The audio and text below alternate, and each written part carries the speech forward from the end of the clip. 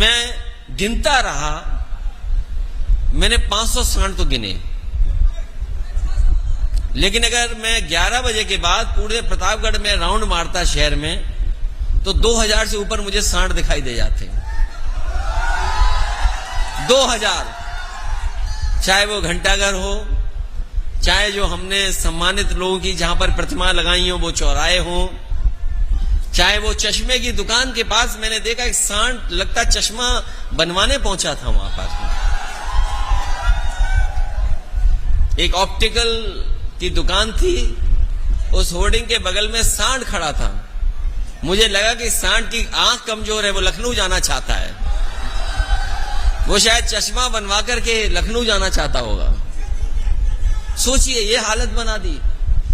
और गेहूं, धान की तैयारी नहीं, और गेहूं प्राइवेट कंपनियों ने खरीद लिया, सब बिक गया गेहूं, और धान की खरीद की कोई तैयारी नहीं है।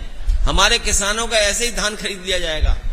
ये जो बिजली आ रही है और नहीं आ रही है कभी कभी, और जो बिल ज्यादा आ रहा है, अभी तक बीजेपी ने 1 यूनिट बिजली नहीं बनाई है, 1 यूनिट, 1 बिजली नहीं बनाई, और बिजली का बिल लगातार बढ़ाते चले जा रहे हैं। आज कानून व्यवस्था में जीरो टॉलरेंस देख लिया, और भ्रष्टाचार का तो पूछो मत। पहले तो अधिकारी 2000 रुपए मांग लेते थे, इस सरकार ने 2000 रुपए बंद कर दिए, अब वो 500 के रुपए ज्यादा मांग रहे हैं। कोई तहसील थाना नहीं बचा है जहां पर भ्रष्टाचार न बढ़ गया हो।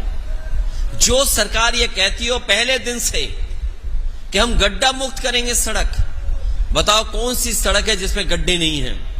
और आज तक मैं तो पत्रकार साथियों से कहूंगा कि आप रिकॉर्ड निकलवाइए कि इस सरकार ने पिछली सरकार में और इस सरकार में गड्ढा और मेंटेनेंस के नाम पर कितने हजार करोड़ रुपए निकाले जो बर्बाद हो गए हैं।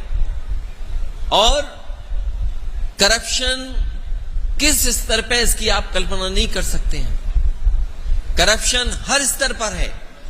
यहां तो एक इंजीनियरिंग कॉलेज बन रहा था, मुझे बहुत पुराना याद है, केवल विधायक जी ने हिलाया था, वो बिल्डिंग गिर गई। सोचिए आप, ये तो एक है, न जाने कितने उदाहरण होंगे। और हमारे मुख्यमंत्री जी कह रहे हैं पूरा उत्तर प्रदेश ओडीएफ हो गया।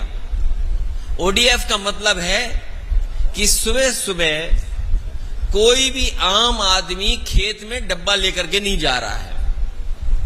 प्रतापगढ़ के लोगों, अगर यूपी ओडीएफ हुआ है तो आप भी ओडीएफ में शामिल होंगे। कभी सीटें बचती थी, कभी किसी को जाने नहीं देते थे। आज बताओ कितने शौचालय चल रहे होंगे आपके यहां, बता दो हमें। अगर एक भी शौचालय चल रहा हो। और हमारे समाजवादियों के समर्थक प्रधानों पे जांच के बाद जांच, फिर जांच। लखनऊ में तो बड़े बड़े आयोजन हुए थे, आयोजन हुए कि इन्वेस्टमेंट मीट हुई जिसमें यह बताया गया कि लाखों करोड़ आ रहे हैं। हमें बताओ प्रतापगढ़ के लोगों, वो कहावत मैं नहीं कहूंगा जो मुख्यमंत्री जी ने कहावत प्रतापगढ़ के लिए कही, वो तो मैं कभी नहीं कह सकता, लेकिन अगर एक भी कारखाना इंडस्ट्री लगी हो तो बता दो। समाजवादियों के समय पर जो सबस्टेशन बने थे, मुझे याद है, यहां की राजनीति को मैं समझता हूं, अगर किसी एक बड़े नेता का फीडर अलग है तो दूसरे नेता ने भी यह दावा किया कि उस नेता का अगर फीडर अलग तो हमारा भी फीडर अलग होना चाहिए, हमारे भी पुलिस का सर्कल अलग होना चाहिए।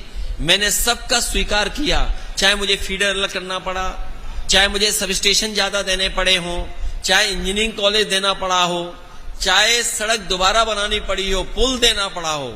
और एक बार तो ऐसा कंपटीशन हो गया कि अगर एक ने ट्रॉमा सेंटर मांगा तो दूसरे ने कहा कि हमारे यहां भी ट्रैफिक तेज एक्सीडेंट होते हैं, तो हमने उनके कहने से भी ट्रॉमा सेंटर दे दिया।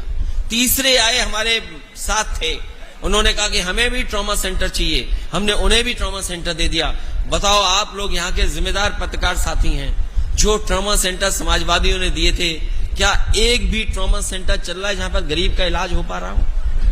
एक भी चल रहा हो तो बता दो। और ये जो जितने जिला अस्पताल हैं या पीएससी सीएससी हैं, गरीब इलाज कराने नहीं जा सकता है।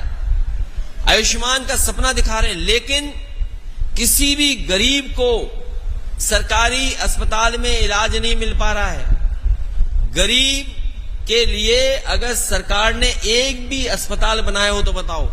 समाजवादियों ने तो एम्बुलेंस दी गांव में मदद के लिए, ये वही एम्बुलेंस है जो समाजवादियों ने शुरू की थी।